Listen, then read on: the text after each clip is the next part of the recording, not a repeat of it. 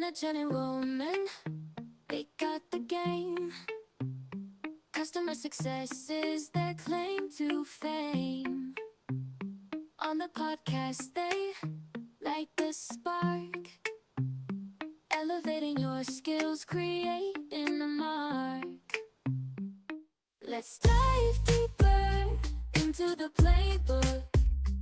Hi, everyone. Welcome back to the Customer Success Playbook Podcast. I'm your host, Trebon, and as always, I'm joined by my co-host, the one and only Kevin Metzger. Before we dive in, a quick reminder to rate, subscribe, and share the show if you enjoy what you hear. It really helps us reach more listeners, which we really appreciate.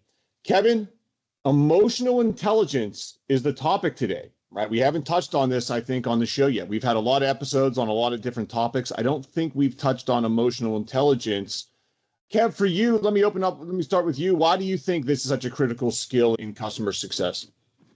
Yeah, thanks, Roman. I appreciate the question. I think emotional intelligence is one of those skills. We call it a soft skill, but it's one of the most impactful skills we have, especially in customer success. We're always in front of customers, having conversations, dealing with difficult situations a lot of the time. Sometimes we're dealing with negotiations. There's legal questions that come up, and all of these require a high level of emotional intelligence to deal with properly. You can really run something off the rails pretty quickly if you're not spending time understanding, listening with empathy, and knowing the skills of emotional intelligence for how to handle and respond to a situation, and recognizing when somebody's getting frustrated. Those are all skills that are really critical to maintaining relationships. Essential, right? You hear IQ a lot. I don't hear EQ nearly as often, and it's super important. So Kev, we're excited to have another Kevin on the show, Kevin McCahill, with us today. Kevin is the founder of MasteryCX, and he's a seasoned customer success professional with a track record of leading global teams and driving transformation across the organization. Kevin has over 20 years of experience in customer success and leadership. He's passionate about the role of emotional intelligence in creating exceptional customer experiences and outcomes. He's helped organizations align team dynamics with customer needs, fostering stronger relationships, which you touched on, and higher satisfaction rates. So today he's going to join the show, share his insights on how emotional intelligence can shape customer success. We'll discuss why understanding and managing emotions, both your own and others, is a key driver for exceptional customer outcomes, and how organizations can harness emotional intelligence to foster stronger client relationships. He'll also touch on practical strategies for building emotionally intelligent teams, right? How to do that within your own team and organization, the challenges leaders face in implementing these approaches, and how do you measure all of this, right, Kev? I know you and I talk about measuring stuff all the time. So first off, Kevin, welcome to the show. Roman, fellow Kevin, thank you very much for having me. Yeah, awesome. Great to have you here. Great to have you here. Let's start emotional intelligence. Yeah, as Kevin M. Kevin Metzger said, gets talked about as a soft skill, right? But maybe to start, and for our audience, can you define emotional intelligence, kind of what it is, and then we'll kind of go from there. Emotional intelligence is essentially understanding your emotions, understanding the emotions of others, and then how to respond and interact from that. We are all affected by the things that are happening around us, interactions with our customers, and so we have an emotional response. They do too. So how are we adjusting to that and generally trying to be affected in the positive? Makes complete sense. Let's start here. I appreciate the background, the definition. Why is this so important in driving success for customers? Naturally, as customer success, we are focused on clients and customers. We spend a lot of time with them. So how important it is to understand them. And so much of what we do, we recognize as CSMs or from wherever we are in the customer success team, we're being driven by a lot of different motivators. Maybe it's a revenue focus. Maybe it's a need for retention. For us, we're on the front line of that relationship. It's really important to understand the needs of those customers, what they're feeling. We can respond in a positive way. So much of that, especially with larger companies, it's very easy for a customer to feel like they are just on a conveyor belt. They're just a number being passed down the line. So this is an opportunity to sort of humanize that process, to make that customer feel like, yeah, I get you. I hear what you're saying. And so emotional intelligence is things like active listening, things like empathetic listening, so that the customer feels heard, feels understood, that we get their emotions. We know what they're going through. We want to help. Now you're building rapport, strengthening that relationship, and the decisions can be made based on that better, deeper understanding. So when you talk about active listening or emotional listening, a lot of times when they teach the class on active listening, it's repeat back the last thing somebody said. Yeah. I think that's important to some degree, making sure that you've heard it right. But would you classify it that way? Just repeating back the last thing somebody said isn't necessarily active listening, in my opinion. Yeah, no, that's very fair. And that's a foundational idea. And you're right. That's the first thing anyone would say about it. I think we go a little bit further beyond that. So it's listening to understand is active listening. So if you think about it this way, if you're on a call with a customer and you're in the renewal cycle and you're trying to get that renewal and they're talking about how this product is broken and the frustration they had, if we're listening to them be frustrated, all we're thinking is, what am I going to say next to get them back on track to sign the renewal? Okay. Well, a customer is going to recognize that this has just now become a sales call. So that's where this idea of, well, repeat back, but it's a little bit further beyond that. It's, another technique you could use that is naming emotions. You sound frustrated by what you're saying. This sounds like an annoyance to you. You sound like you're really enjoying this part of the product.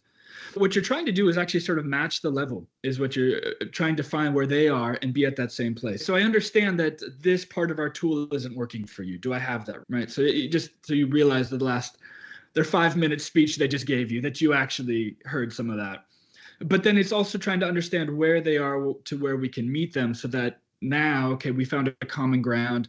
We get each other. We're here. Now as a team in that relationship rapport side, then how are we going to move forward from this? So that's sort of a way to take that I heard you and expand beyond it. So Kevin, I think we could all say this is really important, right? Emotional intelligence, active listening, connecting with your clients, managing your emotions, right, is super important in how you speak to clients. I'm curious, I'm sure some of our listeners would say, if I go to my boss and say, I'm going to train my team on EQ, it's going to be a tough sell, right? It's a tough sell, right? It's one of those things, we know it's important, yet you may get pushed back within an organization. So how do you make the case for EQ within an organization? How do you start measuring? How would you measure it? How do you get this into an organization? How do you start doing it with your team? Yeah, great questions. This is, things that I work with customers on, companies on, and exactly that. So first of all, it's being self-aware, which I think we recognize that many of us think we're self-aware, but then in actual practicality, very few of us recognize it. But there's a level of self-aware which ties to controlling our emotions, which prevents regret. If we don't understand our own emotions, then in a business sense, we may say or do something that is going to harm ourselves professionally, but from a business standpoint, it's going to harm the business. So there is a place for it. And often it's tied into coaching and training. And I think so many businesses recognize that continuous training and coaching of teams, but also people leaders and senior leaders, is really valuable. There's a lot of skills to continue to be learned to then build a stronger team, and that adds to company retention and things like that. So generally, you focus on that area of really two parts. One, that sort of self-awareness of your team. How are they understanding customers? And with that point, how do you measure it? How are you ensuring that this is actually working, to your question? Well, you often see that in terms of retention and things like NPS scores, for instance. I can think of examples that I've worked on where companies, their post-sale process was lacking. They maybe just this very top-end customer had a dedicated person to them. We recognize the very top line does the vast majority of your revenues, but then there was this bottom, maybe 70% of the customer base that was sort of on their own to just use the chatbot and talk and try to get their question resolved that way. Well, so they were seeing that there was a lack of renewals, and they were dealing with an attrition issue. So what do? You expand that a little bit, training the team, the wider team, about how to talk to these smaller customers, how to better engage with them. They found NPS scores rose and the renewals cycle improved as well. Just being aware of the customers, the needs they might have, and how to communicate that across. Once you start to see that revenue increase or that retention, keeping those customers, the churn reduce, that's a very easy sell for the C-suite. Recognize that the sort of training, the sort of emotional side of it is really valuable when your team knows how to talk to customers across value points. Do you have any examples of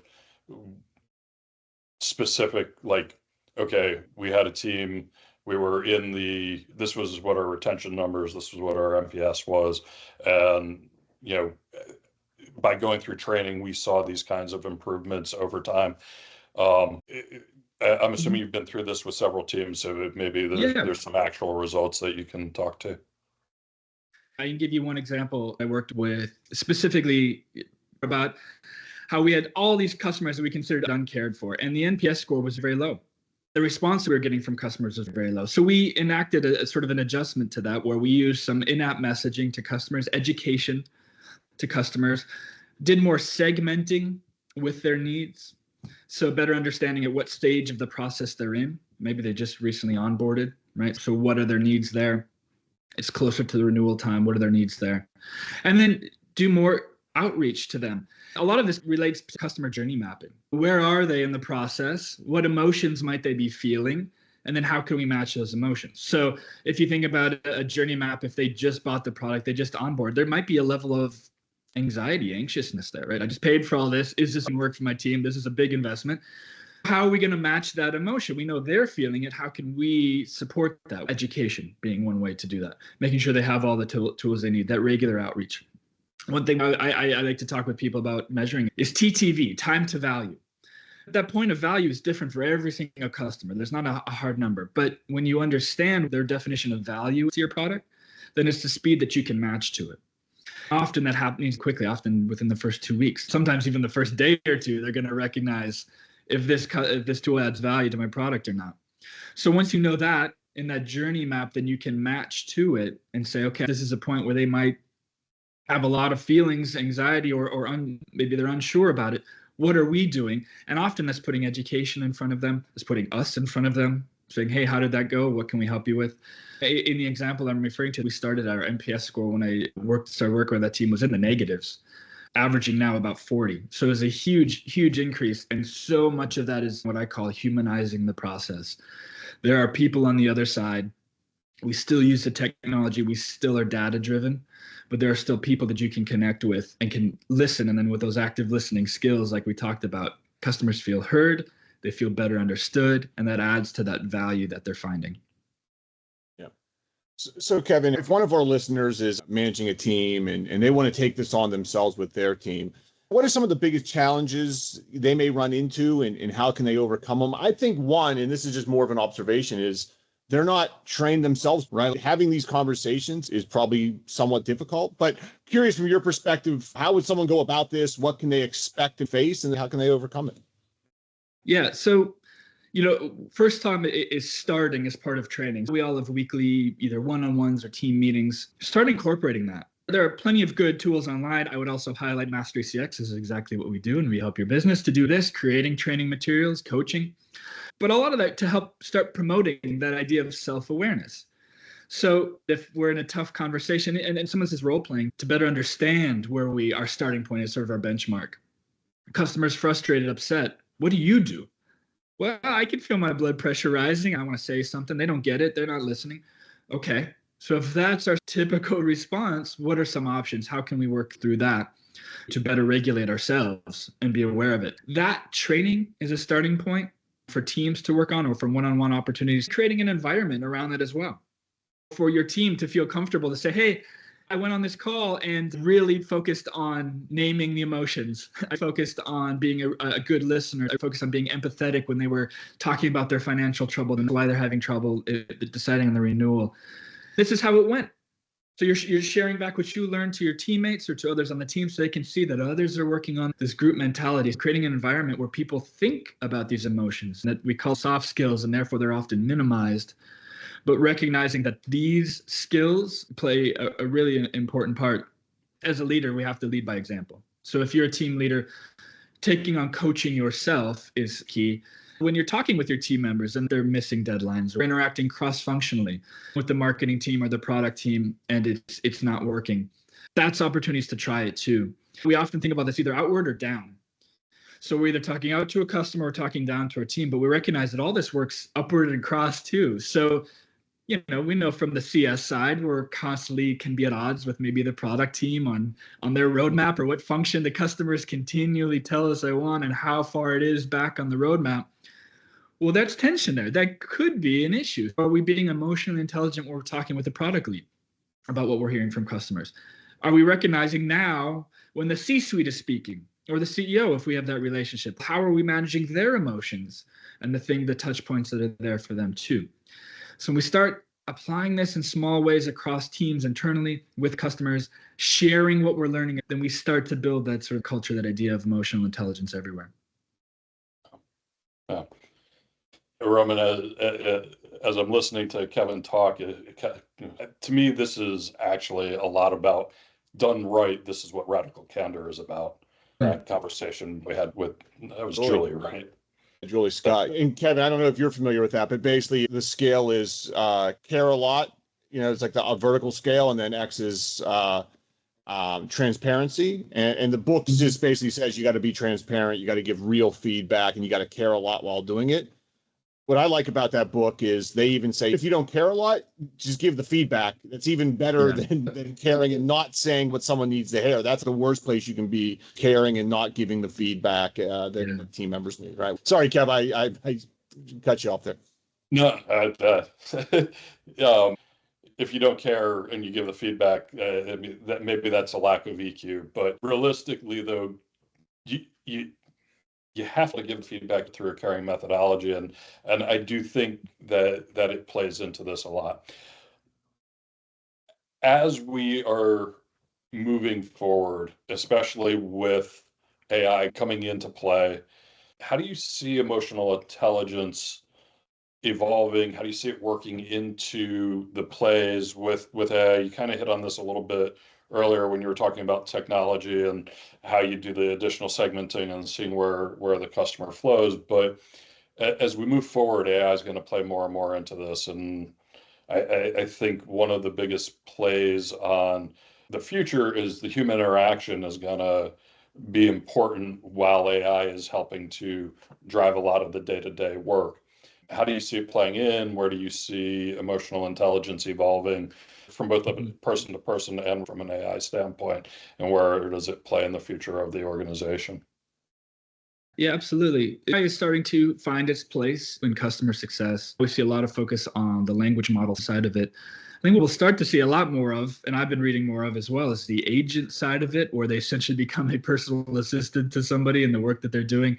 And that becomes very personalized. So I expect that in terms of, we'll start to see a real personalization of how this AI tools are used to the specific needs of a customer, which is good. I feel we still need that human aspect behind it. So we understand the customer and what their need might be. Training, using models, using data to provide them ideas, to be very data driven and specific can be really valuable, but still the human aspect of it can be really helpful.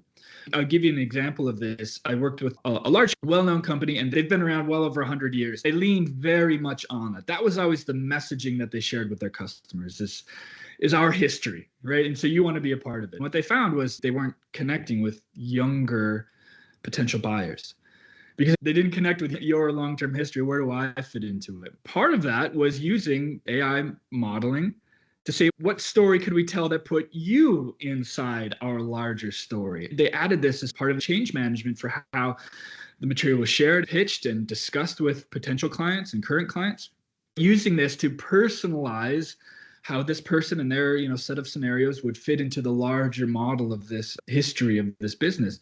And they found a lot of connection with that. So there's an instance they saw with these younger clients and potential clients, the renewals and the upsells, et cetera. All that shows that when we personalize and somebody feels understood, recognized, we're matching the emotion they're feeling, it has a positive impact. So I still see the human part of it. The team, the people that I work with, the teams I work with, I encourage, use AI. Whatever the tool that you prefer, put it in there. If you have an idea, put it in there and say, well, what about this? And then here, make it friendly, or give me 3 other ideas to match this down the same path, right?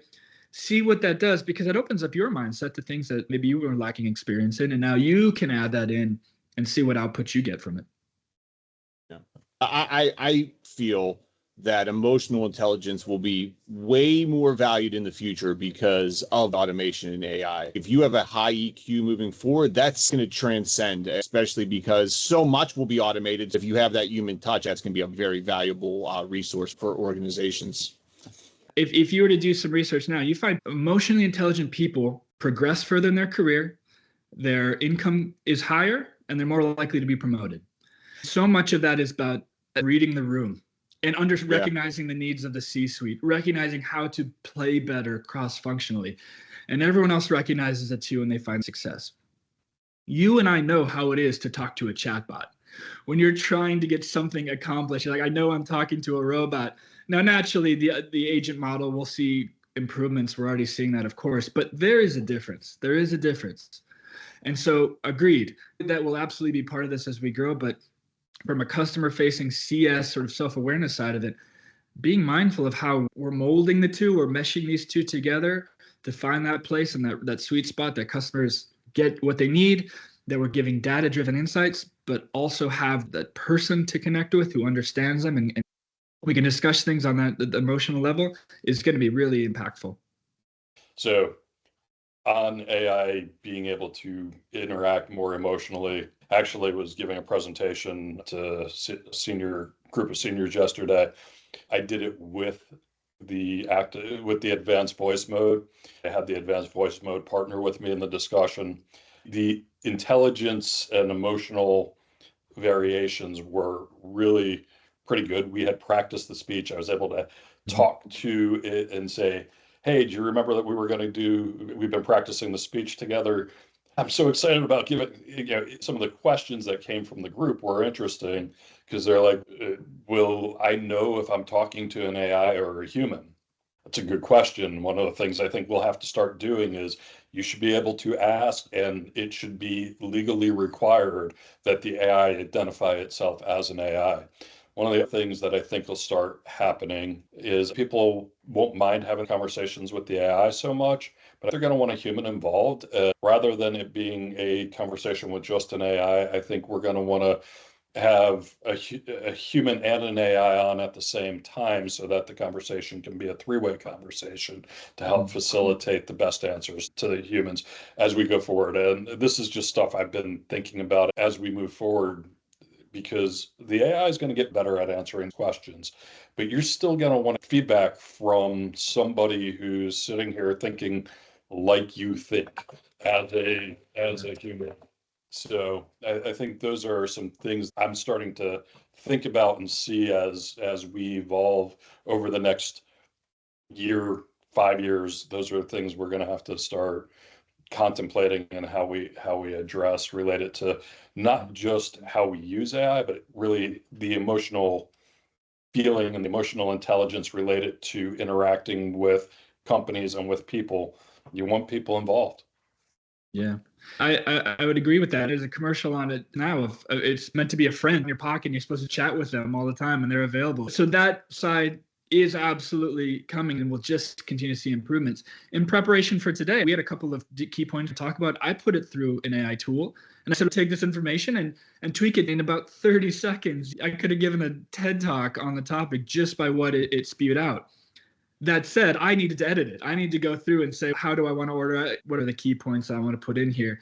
So there's that part of it that we need to focus in. And the other part is data security too, that every company needs to focus on. At what point do we want an AI tool to say, you now have access to this? Whatever. Yes, I'll set up this API integration for you, and no other human being around is aware that it happened. There's that level of that discussion, and that's very company specific about how we want to do it. But yeah, I completely agree. This is not something that we want to downplay. I think there's a huge value in it, and we want to find how our place is alongside of it. Yeah. Kevin, as you said that you had the AI in your pocket, remind me of that movie with Joaquin Phoenix. Have you seen Her? He's like he dates like this AI box. Anyway, I don't know why that popped out. But all right, exactly. I think we're ready for the hard hitting questions, Mr. Metzger. What do you think? Let's move into the rapid fire. Oh, Let's boy. move into the rapid fire section. Guess, Kevin, you ready for this? You buckled up, ready to go? I'm ready. All right. Let's start here. You live up in the Philly area. Kevin and I take a road trip up to Philly. What do we need to see? Where do we need to eat? Oh, boy. Well, the Rocky statue is a very popular one. Boathouse Row. I think those are some of the key areas to check out. In terms of what to eat, I know you're all thinking cheesesteak, which is We are thinking. I was leading cheesesteak. but you can also get some fantastic Vietnamese and Thai food here as well if you're into that style as well. But I would take, Pat's and Gino's, the famous places. John's roast beef, I think, is probably the quintessential. So I would have to take you to South Philly for a good time. Okay, dude, that's real quick. You're a Pat or Gino's guy. That's a real heated debate, right? Pat or Gino's, you got to. I think I'm a Pats guy. It's been a number of years, but it's really good, like after a Phillies game, to go down there and hang out with everybody. Nice. Yeah, you Gino's listeners, make sure you reach out to Kevin McCahill. Say that, not Let me me. know. So Yeah, tell me what I'm wrong. Tell me what I missed. What do you like to do in your spare time? Well, I have 2 young kids, 8 and 6. I don't know how those middle ages. I don't know how little anybody thinks that age is anymore. They grow up so fast. Definitely spending a lot of time with them. And my wife, we like to travel as well. We were up in New York City last weekend. The kids love the Natural History Museum, so we got to check that out, which is really fun. Try to get them outside as much as possible and enjoy the seasons. So we got Thanksgiving is this week. You got a favorite Thanksgiving side, Kevin? In terms of a turkey dinner, mashed potatoes and gravy will always be my go-to for sure. Yeah. As long as there's football on, I'm here for the football. Yeah. Exactly. Are you much of a cook or no? Oh yeah, I am. I like to quite a bit. We're actually doing this weekend more of a chili. We're having some friends over, a chili cook-off sort of stew thing, changing up a little bit this year, but that'll be really good. Yeah. I'm a fan of chili. I make a mean chili. Oh, nice. Oh, we got a Sweet. chili off Spice here. level. It's all about the Kevin spice. versus Kevin chili off. That's what we need here. So, Kevin, where can our listeners find more about you, MasteryCX? Where can they check you out? MasteryCX.com. My email is kevin@MasteryCX.com. Please come check us out. We're happy to share coaching, training, journey mapping, help companies post-sale build really strong systems and programs in place. That's what we do, and we'd love to help you as well. Well, Kevin, thanks so much for joining us. We really appreciate it. Have a great Thanksgiving as well. Audience, I hope you enjoyed our conversation with Kevin on emotional intelligence and how you can incorporate it into your customer success teams. If you found this episode helpful, don't forget to subscribe, leave us a rating, share it with your network. You can reach out and connect with Kevin and myself on LinkedIn. Kevin McCahill's on LinkedIn as well, so check him out on LinkedIn. But you can find me at Roman Trebon. You can find Kevin at Kevin Metzger. We have our Customer Success Playbook Podcast page on LinkedIn. Check that out. You'll see some clips of shows, upcoming guests, etc. We love hearing which topics and guests you'd like for us to have on the show. Our audience, have an amazing Thanksgiving. Enjoy this episode. Thanks for listening. And as always, Keep on playing.